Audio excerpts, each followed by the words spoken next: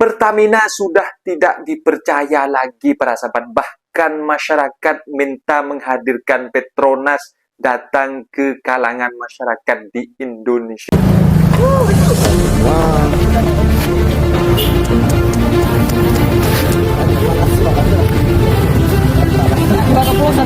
Indonesia darurat koruptor, darurat orang jujur.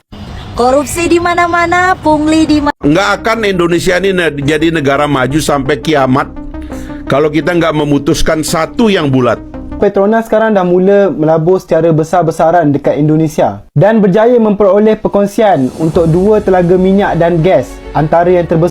Assalamualaikum warahmatullahi wabarakatuh. Jumpa lagi para sahabat dan teman-teman dengan Mas Farhan. Gimana kabar-kabarnya? Semoga kalian semua sehat-sehat sahaja. Dan yang baru bergabung di videonya Mas Farhan, jangan lupa bantu sokongannya dengan like, komen, share, dan subscribe-nya. Terima kasih banyak-banyak yang sudah sokong di channel ini. Semoga kalian semua dimurahkan rezekinya, dipanjangkan umurnya, dijauhkan dari malak bahaya oleh Allah Subhanahu wa Ta'ala.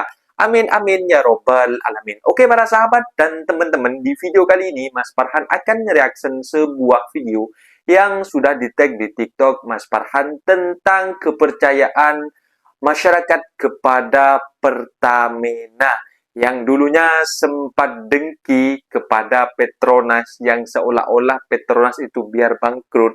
Ada sebuah narasi di situ ya para sahabat, yang katanya memang di dalam podcast itu mengatakan memang Pertamina itu sempat dengki kepada Pertamina itu sempat dengki kepada Petronas di Malaysia. Semakin dijelek-jelekin, yang dikatakan juga ada pengurangan karyawan, malah semakin membesarkan sayapnya. Sudah buka di mana-mana negara sampai mendunia, sampai di Brasil pun Petronas sudah buka para sahabat. Dan lain macam dengan produk kita. Ini Mas Farhan sebagai orang sana pun merasa malu macam itu. Kenapa kok di negara kita itu hanya beradu argumen, selalu beradu argumen macam itu. Tak menjadi negara maju-maju yang selalu setiap tahunnya mesti ada yang korupsi.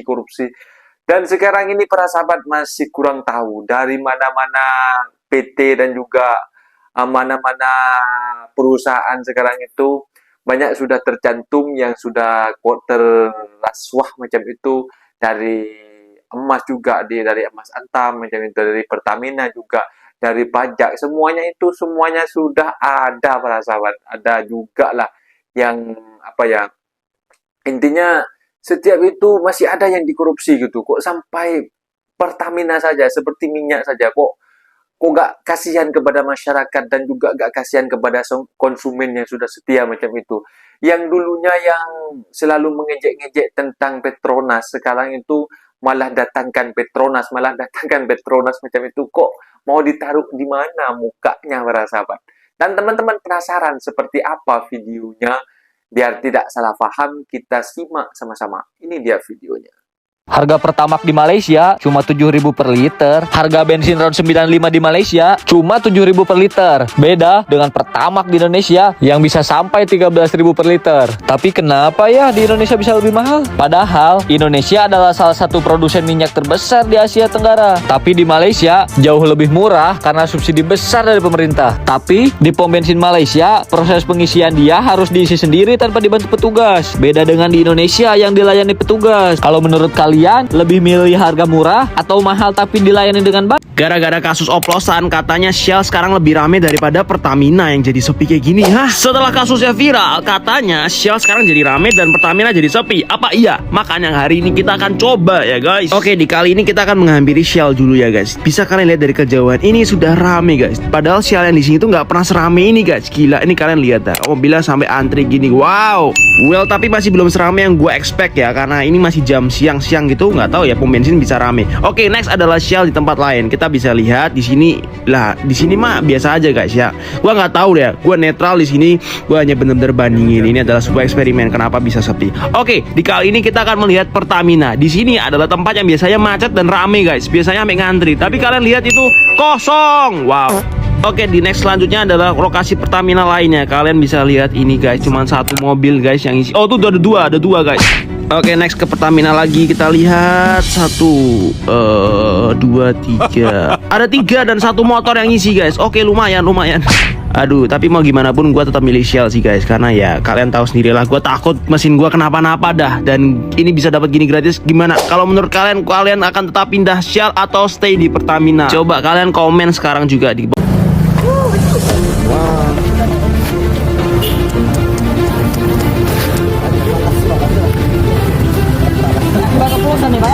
Makanya buntu-buntu motornya. Motor baru semua, Pak. Pertalite, bukan Pertalite ini, oplosan, Pak. Astaga.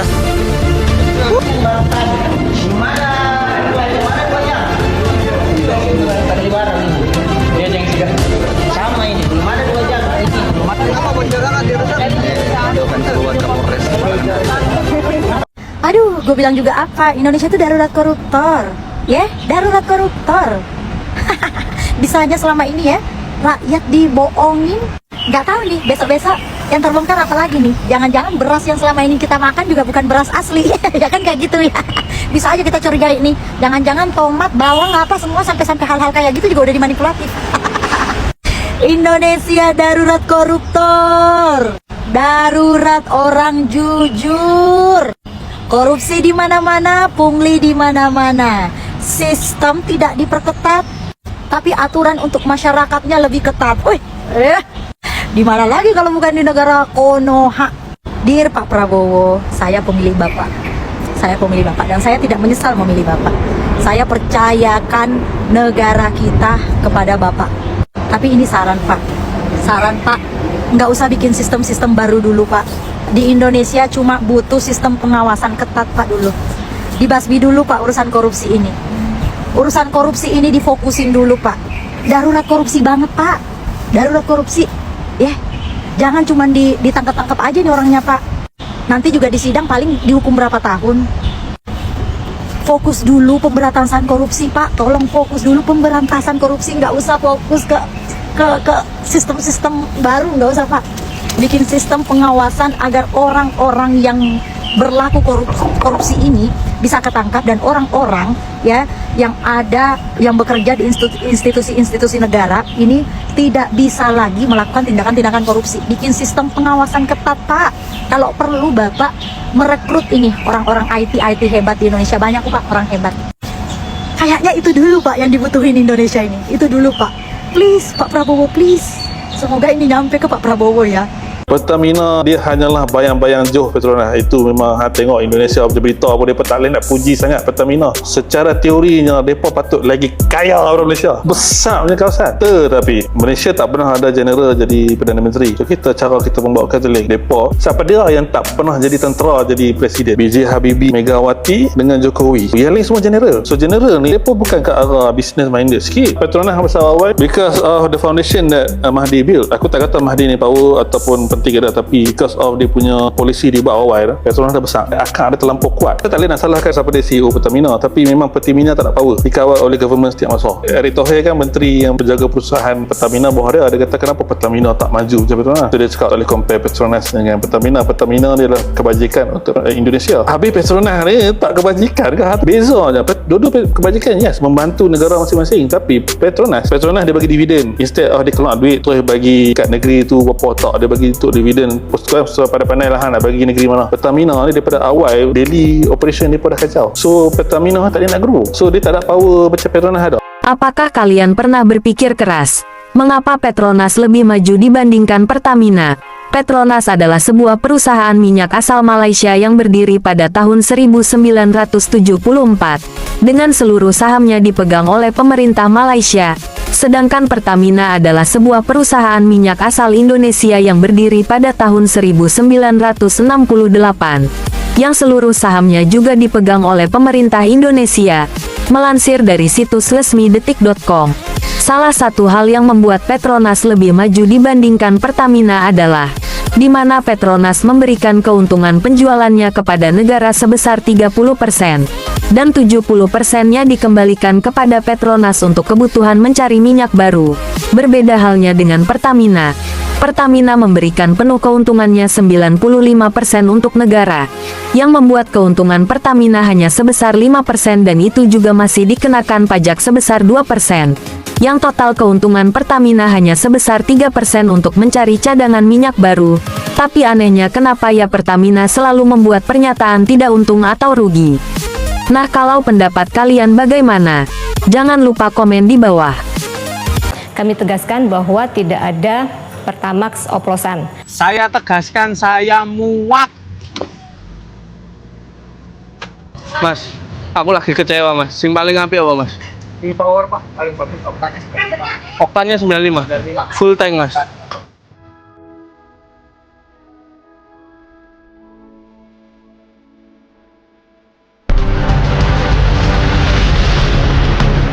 PT Pertamina Malaysia Eksplorasi Produksi atau PMEP berhasil memenangkan lelang blok eksplorasi SK510. Penandatanganan perjanjian ini dilakukan di Kuala Lumpur pada 23 Januari 2024 oleh Direktur Utama PMEP Fuji Kusuma Dewi, Direktur Perencanaan Strategis dan Pengembangan Bisnis PT Pertamina Hulu Energi, Danardo Joadi, dan perwakilan Petronas dan MPM. Direktur Perencanaan Strategis dan Pengembangan Bisnis PHE Danardo Joadi menyatakan komitmen Pertamina untuk menguatkan keunggulan bisnis dan menerapkan prinsip environmental, sosial, dan governance atau ESG. Pengelolaan blok SK510 diharapkan dapat memperkuat posisi PHE di Malaysia dan meningkatkan pertumbuhan sumber daya migas di luar negeri. Blok SK510 memiliki luas 1.864 km persegi di lepas pantai Sarawak, Malaysia. Ini menjadi aset ke-6 dalam portofolio PMEP. Dalam blok ini terdapat beberapa pemegang participating interest atau PI termasuk Petronas 40%, PMEP 25%, Inpex Malaysia INP 25%, dan Petroleum Sarawak Exploration and Production 10%.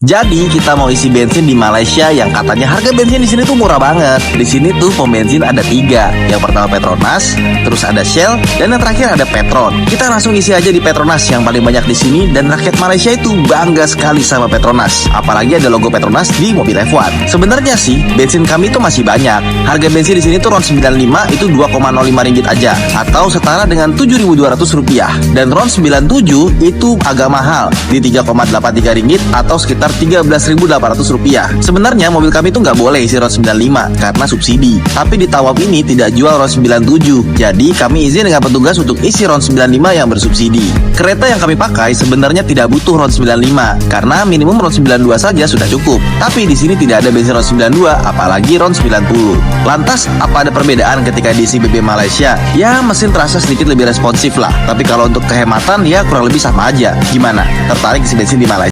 Nah, itu dia para sahabat dan teman-teman video yang sudah kita simak ya. Bahkan ada juga mutu-mutu yang katanya masih baru, ambilnya baru macam itu.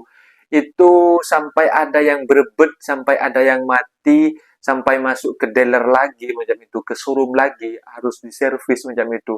Bahkan di dalam tangki itu sampai berkulat macam itu, kayak ada apa ya, buruk macam itu, sampai itu filternya itu sampai rusak para sahabat. Itu ngerinya kok sampai setega itu untuk mengoplos Pertamax itu dijual kepada masyarakat. Kalau semisal ada juga kemarin itu ada narasi, kalau semisal tidak bisa menghadirkan BBM murah dan juga kualitas yang bagus, serahkan saja ke Petronas macam itu. Kan ada seruan seperti itu kemarin para sahabat di depan parlemen DPR macam itu ya para sahabat. Sebenarnya baru terungkap sekarang, dan sekarang itu masyarakat ada yang beralih kepada Shell. Masyarakat itu di Indonesia sudah tak percaya kepada Pertamina yang kemarin juga sempat mengoplos Pertalite kepada Pertamina, kepada Pertamax dioplos seperti halnya Pertalite macam itu. Bagaikan itu kalau kalian mengisi Pertamax sama halnya mengisi Pertalite macam itu para sahabat. Tapi ada juga sebuah sebuah obat macam itu.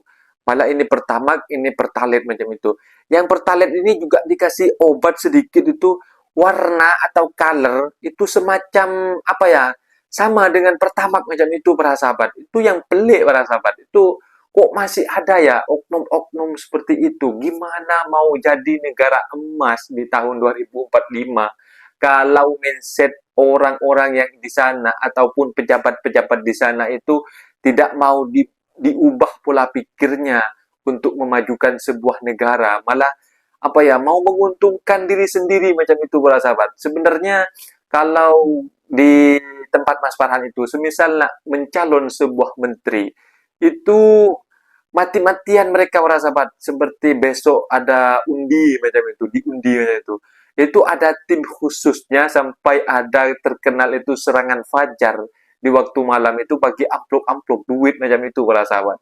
Makanya tak heran kalau sudah jadi di bagian bekerja di bidang parlemen ataupun di apa ya, di bidang kerajaan macam itu tak segan-segan untuk merasuah duit yang ada di sana macam itu. Tapi itu tak semua, segelintir mungkin ya para sahabat. Kalau semua nanti boleh betul-betul jadi Indonesia gelap, adalah segelintir macam itu para sahabat. Dan ada juga mungkin 50-50 macam itu lah para sahabat. Aku pening lah nak bahas tentang negara aku ini. Kenapa kalau kita nak bahas dengan apa ya, untuk memajukan negara kita itu memang susah sangat para sahabat, karena ada juga di sisi lain yang memang kontroversi, tak suka apabila kita itu mengasih narasi seperti ini. Macam mana nak menjadi negara emas di tahun 45 kalau mindsetnya pejabat-pejabatnya dan juga masyarakatnya itu tidak dirubah macam itu. Tapi ada juga yang tak peduli macam itu. Mungkin videonya sampai di sini para sahabat, dan teman-teman apabila ada kata benda yang silap, Mas Farhan minta maaf sebesar-besarnya. Mohon dibenarkan di kolom komentar. Undur diri. Wassalamualaikum warahmatullahi wabarakatuh.